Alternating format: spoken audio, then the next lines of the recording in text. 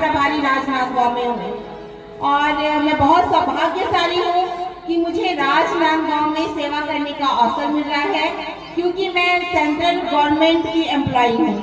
और आपके अगर आप लोग आप चाहे बहू बोलो चाहे मेरा ससुराल खैरागढ़ है और बहू तो बेटी जैसे ही होती है, तो आपके दामाद साहब भी यहाँ बैठे हुए हैं, ये हमारे पति देव जी, तो ये भी टीआई है। और तो हम दोनों का जो है कि चूंकि दोनों पुलिस विभाग में है, इसलिए एक दूसरे को समझते हुए लड़ते झगड़ते दिन निकल रहे हैं।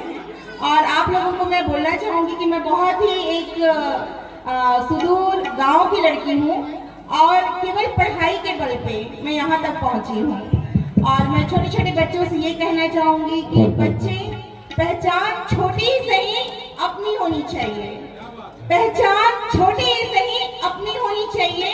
और मैं सब बच्चों को बोलना चाहूँगी कि आज एक बहुत शुभ अवसर है।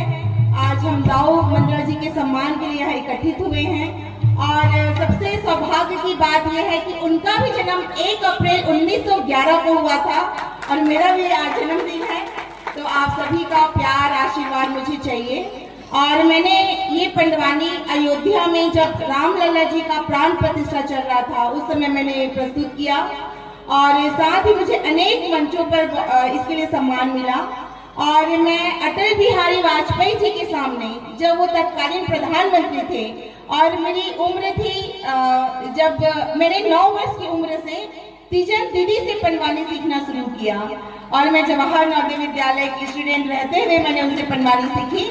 और माननीय जो हमारे प्रधानमंत्री अटल बिहारी वाजपेयी जी से एनसीसी में रहते हुए दिल्ली में उनसे मिलने का मौका मिला।